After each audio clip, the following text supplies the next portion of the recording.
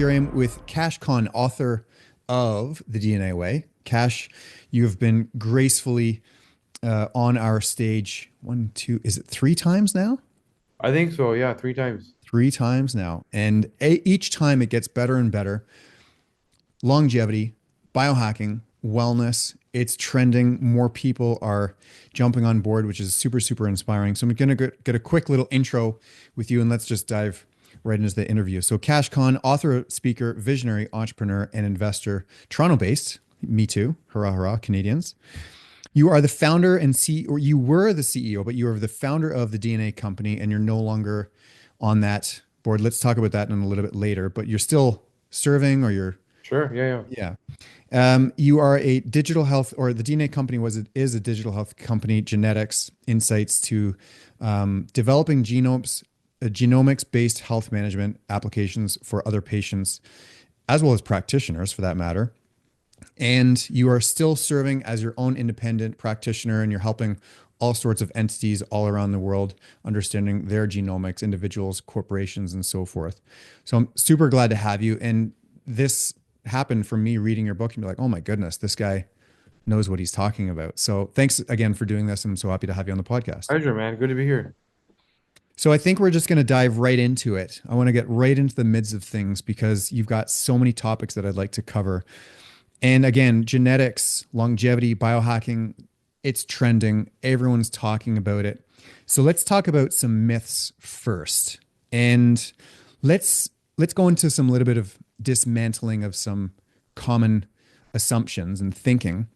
Is DNA actually our destiny? Or have we been lied to by by the genetics industry? So you hear both, and they're both right. And whenever both people are right, that means you only hear half the story from each side. And what you're hearing is that genetics matter because your DNA drives an instruction for every biological process in your body. So that should matter. But you also hear, well, if I take control of my habits and my epigenetic expression, my genes don't matter. And really, the truth is, it's both, meaning that if you understood how you make hormones, how you metabolize food, how you produce neurochemicals, you understand how your unique body works, you're going to start to make the right choices out of all these biohacking tools you could use that your body actually needs. And then your environment, nutrition, and lifestyle match your genetic needs and you thrive. Or you don't understand your DNA and you're going through trial and error, one size fits all. Some things work, some things don't work, some things feel bad, some things feel good, some things feel like a scam when they aren't actually a scam. Your body just didn't use them properly.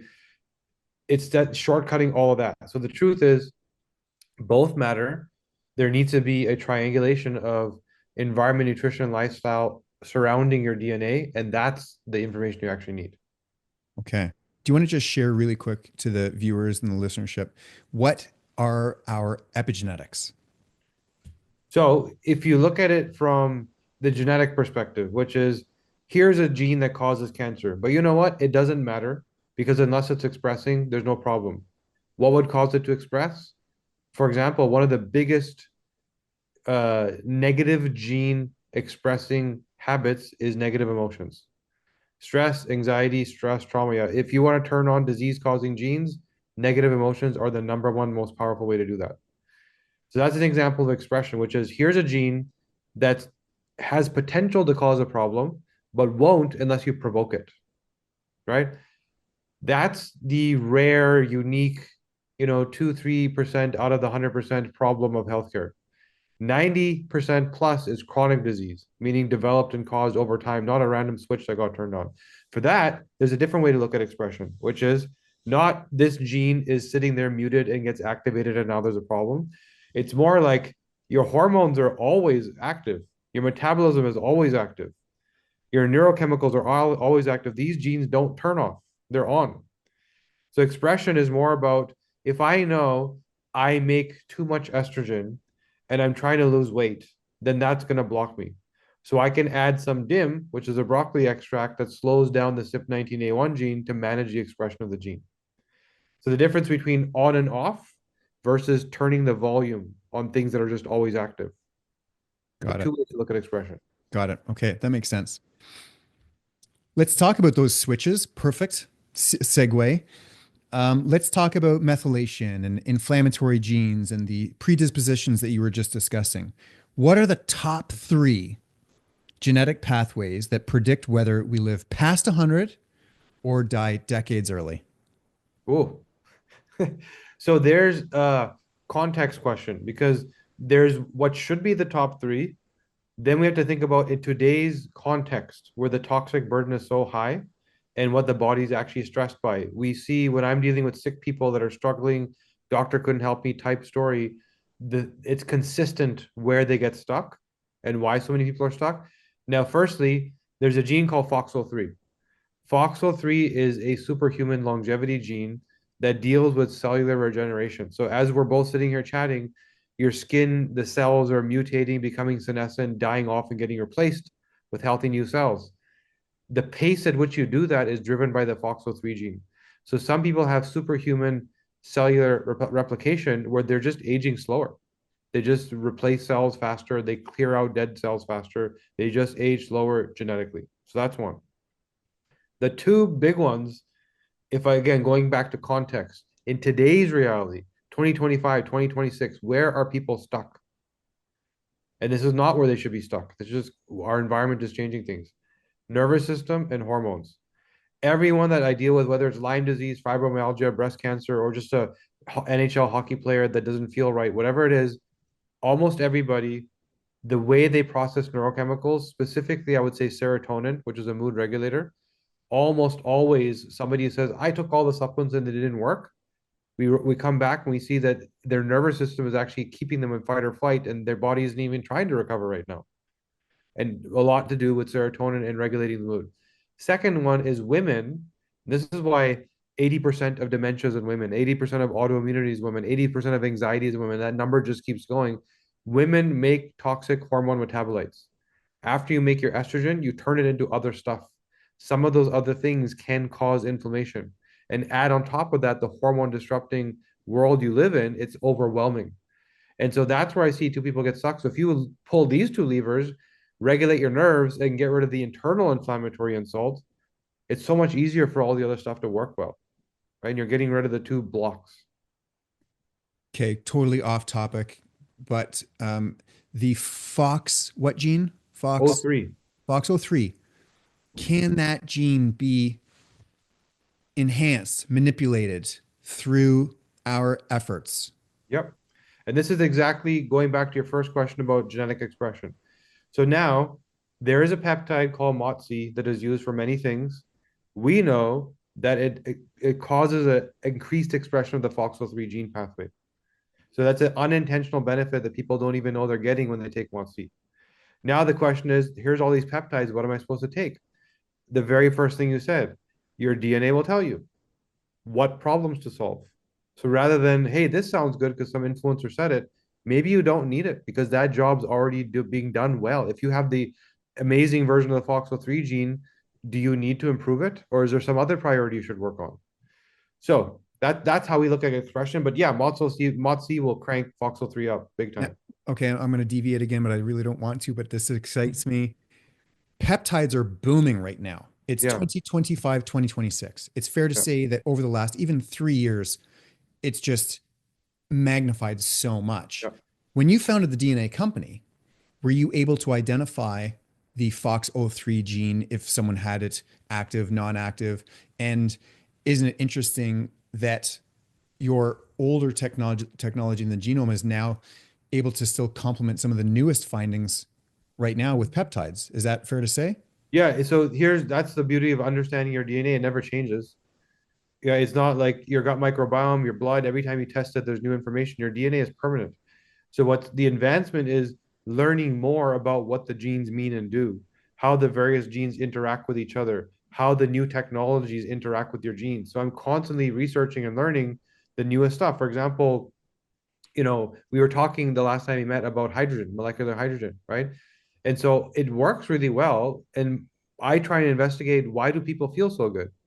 So there's a gene pathway in your body called NRF2, which is like a control switch for over 200 detoxification and antioxidation genes, which means less inflammation, more cellular energy, which is the equation of longevity.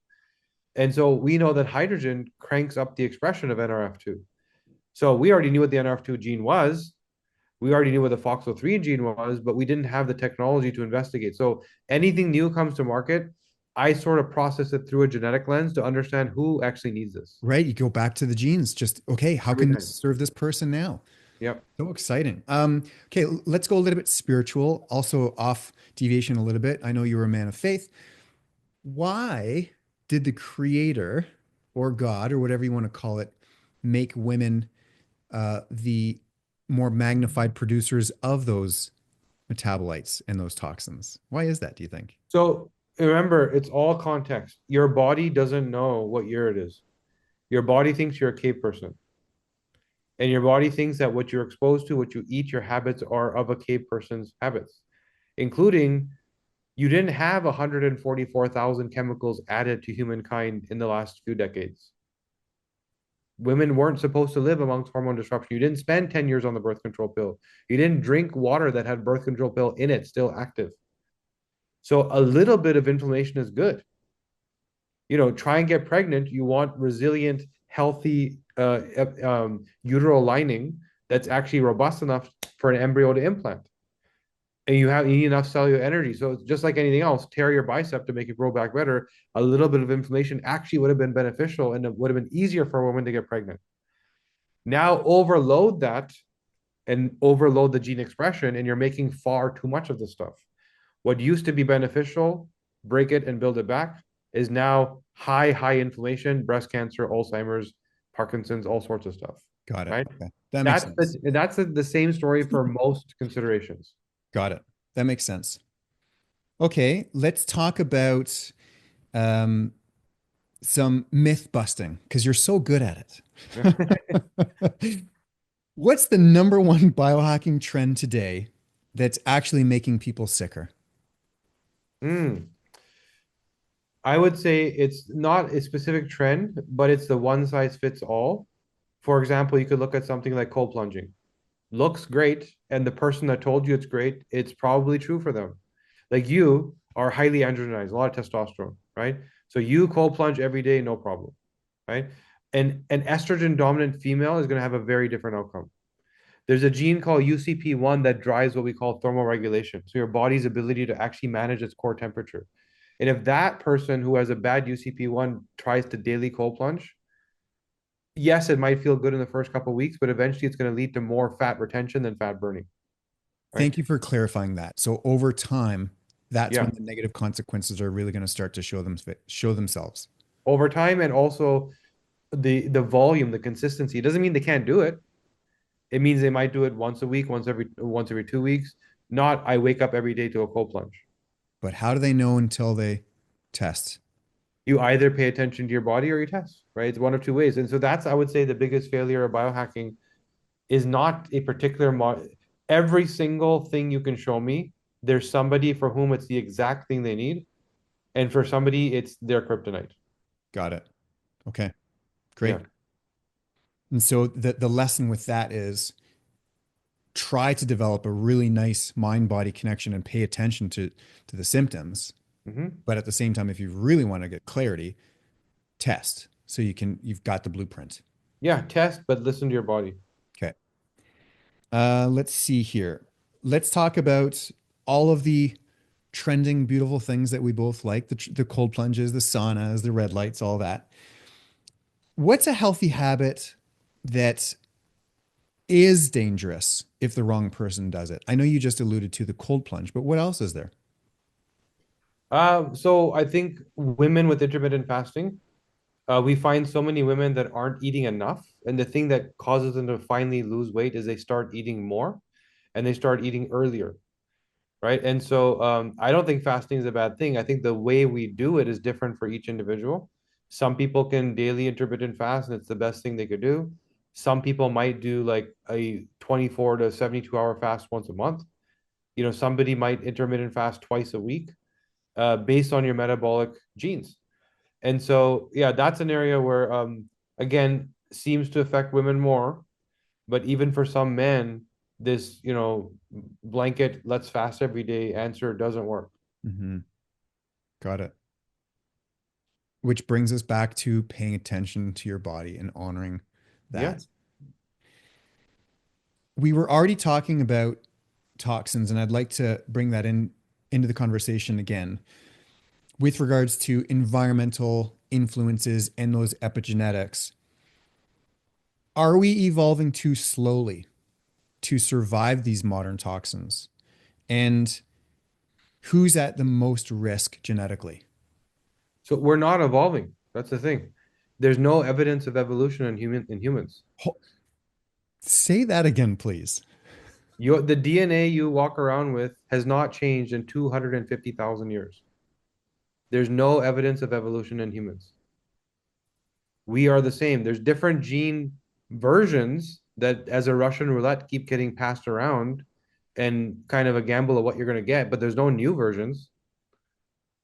There's something called generational drift, which is sometimes a random anomaly in a child or a grandchild, but then it bounces back in another generation. But there's no evolution. And so we will never catch up to the toxic burden. We are not designed for it. And this is why the chronic disease burden is so massive. It's not just that, it's the nervous system burden, the gut burden, the food burden, like all these things combined.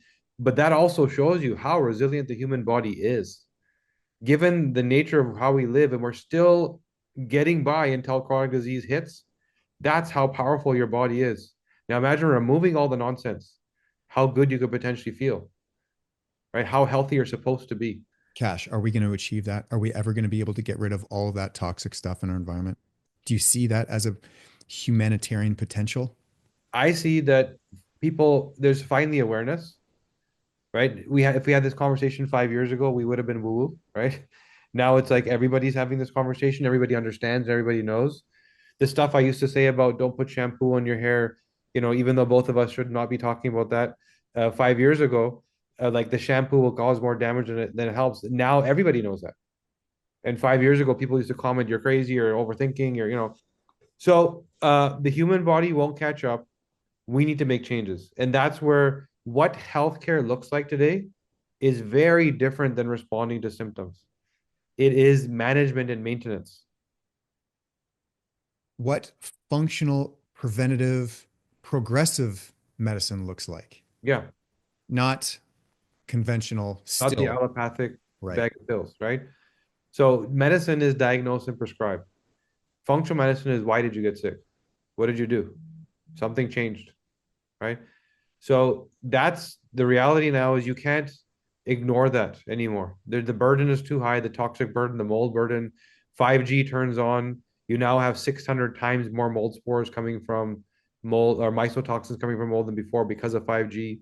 And, so I can go on and on and on entire hour just about that, but the body has not changed. The world has. You have to change your habits. Hear that, listenership, viewership? It's wise to change your habits. And that's a tough pill to swallow for so many people still. Yeah, you Why, start why, small. why is that?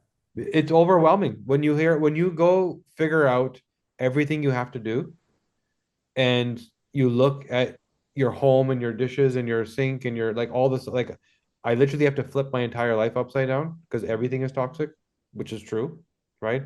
From your water to your pots and pans to like all of it. So I would tell you that look how far you got. You may be 25, 40, 60 years old, wherever you're at. You're alive, right?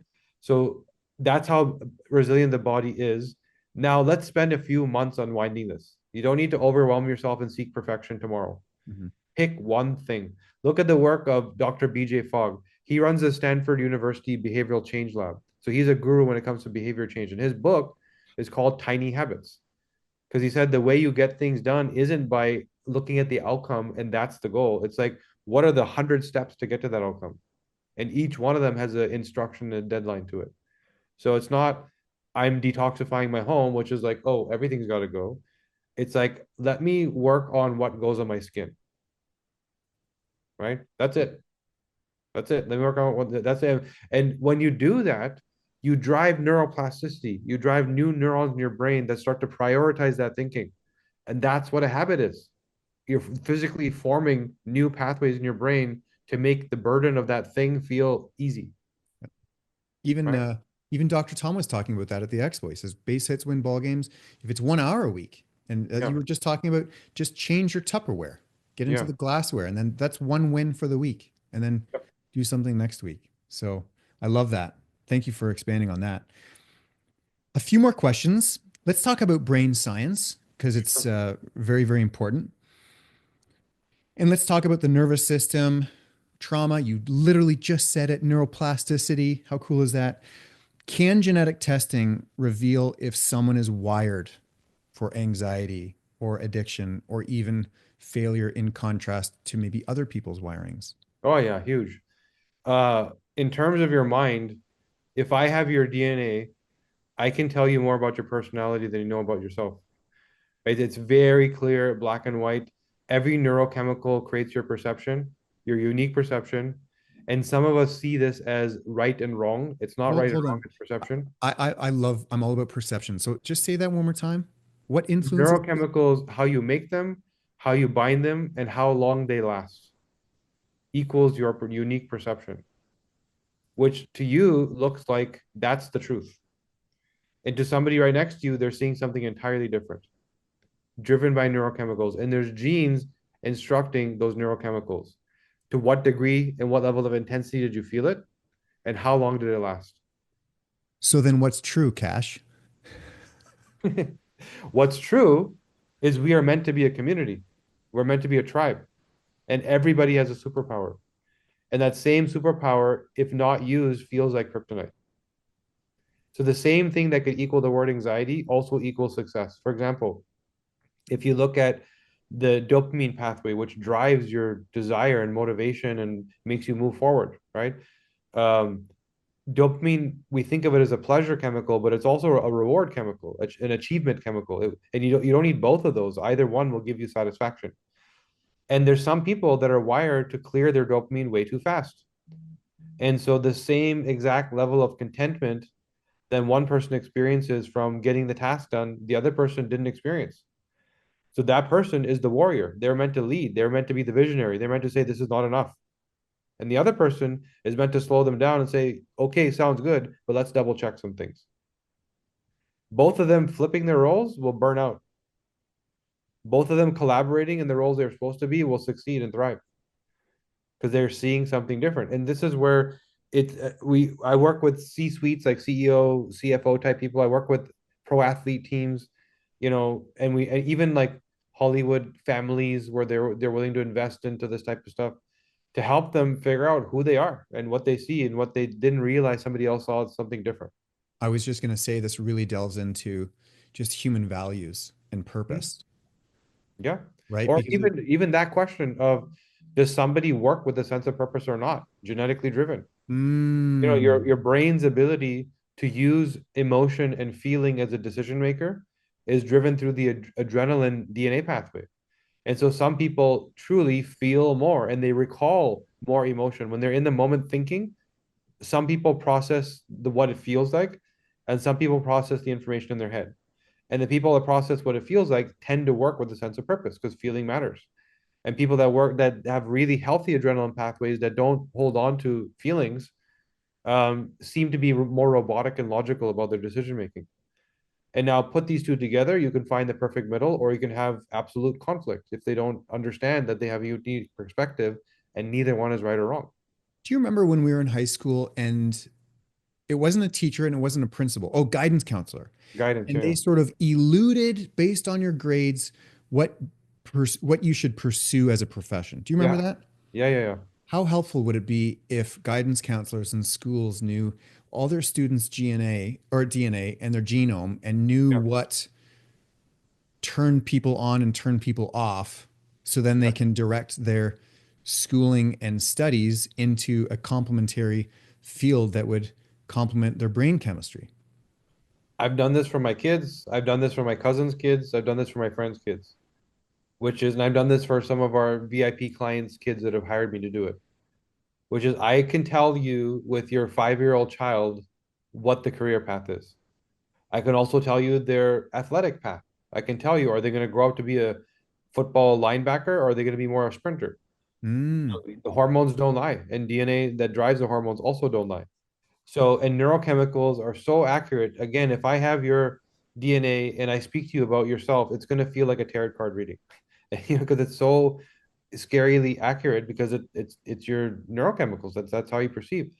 So yeah, in terms of career planning, and I'll even do this in an existing C-suite where we sometimes we walk in and they realize that they're in the wrong role, right? They learn how their brain actually works, and then they find that there's a hidden superpower they have that they didn't access, which right now is expressing as anxiety. And now you're giving them permission to go into an area Yeah. that they're going to thrive in and be happy. Yeah. We did this in our own company in the very beginning. Mansoor, the brilliant scientist that taught me and also had the knowledge, the company was failing because he was speaking on behalf of the company. And he was so brilliant and cerebral that it was nice to listen to. But the person that actually needed help didn't understand what was going on, right? And so we had to learn that what he is good at, even though he's a scientist, you think, well, shouldn't the scientist speak? Shouldn't the doctor speak? What he was good at was deep dive binging research. Of course. He actually struggled with neuroplasticity. And because he struggled, it took him a lot longer to process information, which meant he double, triple, quadruple checked, which meant, he would never give you a one-liner answer. It was always 5 paragraphs, right? So the way his brain worked was very deep, high quality thinking, Sure. which was great to create something, but it wasn't great to do something because you're always stuck overthinking. Right. So I had to apply this too and learn that we all have unique roles. And I didn't know that I was the guy that was supposed to be speaking about it because my brain moves a lot faster. Well, who would have thought times two, the guy that comes up with the genome company ends up figuring it out after discovering his genome. Like, isn't like Yeah. it's like that's you can't make that up. That's too perfect. Yeah. Okay, I love that. Couple more questions. Let's talk about disease proofing and the the approach to understanding sort of call to actions and protocols with individuals. If someone could only run one genetic test, if that's a thing, to avoid chronic disease later on in life, what should they measure?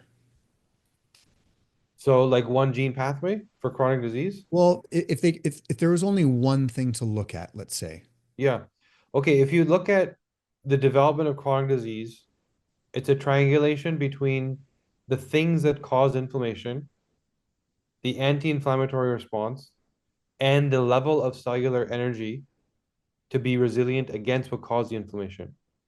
So if you had to pick one thing to look at genetically that would give you like direction on what to do, I would say it's the mitochondrial gene pathway, which is superoxide dismutase, SOD2, which is how much cellular energy do I produce and how do I handle oxidative stress? And therefore, what does my exercise look like? What do my supplements look like? There are some people that running on a treadmill will actually cause chronic disease.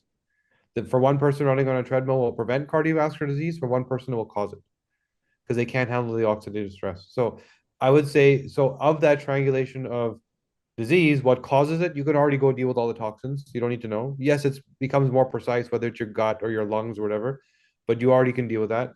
In terms of the anti-inflammatory response, if you don't cause the problem to begin with, that's not a concern anyway. But the one thing that's sort of everyone should know is mitochondrial function. So again, we can somewhat manage environmental toxins. We can somewhat manage and mitigate. What did you say? Our Our expenditure. anti-inflammatory response, which if you're not going to cause the inflammation, don't need to worry about anyway, Right. right? So theoretically, we've removed the Yeah. assault and the Yeah. culprits. And then the third one, the most important one that you said is what? The mitochondrial function? Mitochondrial gene pathway, which is superoxide dismutase, antioxidation, and essentially cellular energy, which speaks to your ability to recover and your resilience against the insult to begin with. Okay. And so if you were to simplify that one last time for someone, what would they Yeah. need to do? Understand mitochondrial function to understand how much energy your cells produce, which equals two things. When you get hit with anything, whether it's exercise, stress, lack of sleep, how quickly do you recover? Second is the thing that's going to cause inflammation. How resilient are you against it because of the cell's ability to fight back? Something like COVID, for example, if you have bad mitochondrial genetics, you're just going to get more sick. The cell can't thrive and fight back. Something like stress. There's some people that when they get stressed, they're back to work, or it might even propel them to move faster. And there's some people that need to take a nap because their cells are so overwhelmed from an energy drain and suck that they just can't recover, right? So that's where it's just and why also does this matter so much is because the average person gets their first chronic disease at the age of 55, the average North American. And no coincidence, your mitochondria deplete dramatically starting at the age of 50. So wherever you are genetically starting off, this is why whatever you did to cause the disease didn't cause the disease at 25 because you are at prime optimal mitochondrial function, great cellular energy, great recovery. It may not be perfect. Your friend might be doing a better job than you notice, but it's still not what's going to happen when you're 50. Now you're 50 and your mitochondria start to deplete. Between the age of 50 and 70, you lose 70% of your mitochondrial capacity. They die, they shrink, they just don't do the work anymore. And so whatever you were resilient against, you're no longer resilient against. So maintaining that gives you the defense you had when you were 25, which is why you didn't get the disease at 25. You said now, is that an old stat or is that a new stat about the first development of chronic disease expression is 55? Is that accurate? Average, a North American average, right? Oh, I just The thought maybe average. it's even earlier. Yeah. So now what we are seeing is there's a lot more earlier onset, even cancers, but the number hasn't skewed so much in terms of the national average, Okay, right? got it. Let's talk about longevity. And let's talk about the influx of gurus and influencers Yeah. in this space because it's fun. God love them. Is anti-aging a scam? I actually had a great conversation about this. Um, what do longevity experts get completely wrong with anti-aging?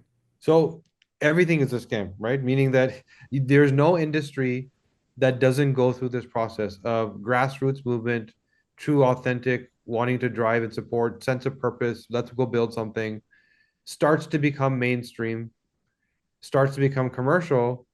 And when monetization is the priority, it turns into a scam. And then you get past the scam and the winners get to the surface. And those are the great companies that last forever, right? This is the evolution that every new industry goes through. And right now we're in that phase where everyone's talking about it and the scams are happening, That's right? why I created the expo. That's the reason because it is the wild wild west. There are Yeah. so many products and gizmos and gadgets and influencers and opinions.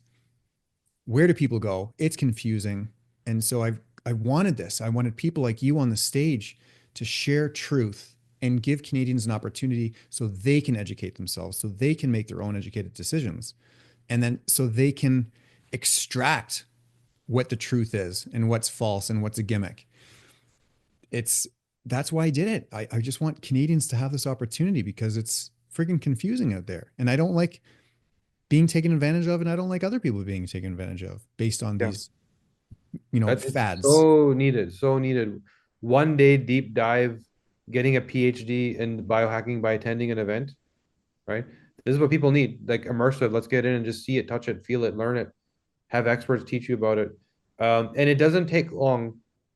One day, listening and learning, and you'll be in a completely different place in your confidence, your knowledge, the priorities, what you're actually working on. Mhm. That's why diving in deep like that, you just get it done, Yeah. right? Yeah. Yeah. Well, it's listening to legends like you. That's what it's all about. All right. One more question here. Let's talk about the future of all of this. What will the genetically optimized human look like in 50 years? So I don't even think we have to wait 50 years. 2030, Goldman Sachs says that the genetic therapeutic industry is going to be a $4.3 trillion industry, which is equivalent to the entire healthcare industry right now for the United States. So what does that mean? Is we just had a massive global genetic therapy experiment, right? Okay. Yes. So a bunch of people were injected with something that they thought was something, but it ended up being a genetic therapy. And so now the technology exists, the targeting doesn't exist so well. Meaning, if I can tell you that genetically, when we look at people with cardiovascular disease, it's not a heart problem, it's an artery problem. I can actually genetically determine the quality of your arterial hardware. Is it resilient, or is it more paper thin, highly prone to inflammation? That's genetically determined.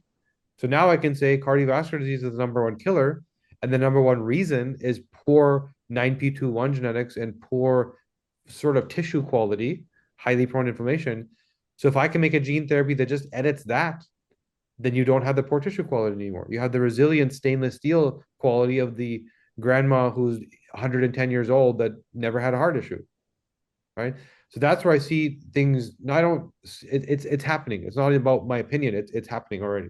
Okay, let's play devil's advocate then, because you've got one side of the pendulum on that side. What happens when it swings so far or too much on the other side where we develop a dependency on that and that being the only truth and that's the only thing that people do? What would that look like, or what would be the negative So consequences of that? we're already there. It just is a different pill. Like the majority of people aren't living this life that we're talking about. But the majority of people still believe I can do whatever I want, and when I'm broken, it's the doctor's job to fix it, which means tell me what pill to take. That's still it's still a $4.3 trillion healthcare industry, which 90% is spent on chronic disease management. So it's just a different pill, but a much better pill versus managing a symptom. Okay, you have elevated numbers that points to diabetes. Here's an injection that you're going to take forever. It's not going to cure you. It's going to manage where you're at versus a cure, an actual true cure. Here's a gene pathway, TCF7L2, that regulates your insulin response. And you happen to have the bad version, which is why the exact same food to that person didn't cause an issue and to you did. Now we can edit the gene and you don't have this bad pathway anymore. And yes, it's going to lead to people feeling invincible and doing bad things. That's what I was leading to. What would be Yeah. the unintentional consequences with Yeah. that? That's going to happen. For sure, that's going to happen because you're still going to have many, if not the majority of people don't want to do the work, right? So end of the day, they'll be healthier. But yeah, it's kind of like a free pass to go make the mistake without the problem. Got it. So that right there still circles back to paying attention and honoring your body, doesn't it? Yeah. Yeah. Yep. Shouldn't need the gene therapy if you treat your body properly. Yeah. Cash, thanks so much for doing this. I've thoroughly enjoyed this conversation. Is there anything that we missed, or is there anything that you would like to say to the listenership and the viewership that's timely right now, or something that's can give them light at the end of the tunnel, or some hope? Yeah, I would say that everything you're hearing, constant debate. Is this right? Is this wrong? Is this right? Is this wrong? Right? There's this black box warning on hormone treatment that was just removed. Is it right or wrong? For 30 years, we've been saying hormones cause cancer. All of a sudden, we're saying they don't. There must be truth to both sides. Tylenol story around autism, and so many parents will say, "Yep, that was the day. That's the only thing I did." And many parents will say, "This is crazy." And in the middle of all of these debates is bio individuality. We're not the same. So of course there's going to be debate. We're not going to respond the same way. And anything we identify as a problem or anything we identify as an opportunity is not true for everybody. So that's the one thing I would hope people learn is that when you go through, listen to your body, solve the right problem, try and go deeper into the system versus the symptom itself. Through testing, any form, start anywhere, your gut, your blood work, learn what your body's saying is wrong and fix that, right? And you'll find that you're doing a lot less. You don't need every gadget and every pill. You just need the right one. Yeah. Personal question: why are you on this mission? For me, it's major sense of purpose. For me, it's major, like I have calls several times a week with our own community. We have tens of thousands of people, and it's like what I see happening every single week. Just this morning, I had a community call where a guy, A1C challenges, cardiovascular marker challenges. The only thing I told him was you have rare, unique genetics around how your body processes B vitamins. And B vitamins are the key nutrients that drive your methylation, your anti-inflammatory response. And the first place you'll see that showing problems is in your cardiovascular markers. That's all he did. He just started taking the right B vitamin under his tongue, which is genetically the way he needs to do it. And he went from 14 to 10 in, I think he said 6 months, right? So to me, that's why I keep doing it, because until the world has this knowledge and this is standard practice, standard care, I have to get it to that. Yeah. And that guy who experienced that change is now going to do something else to make other changes. Yeah. More changes, more changes. And imagine a person who was told you are going to have diabetes and cardiovascular disease soon because your blood work says so. Versus these are not diseases.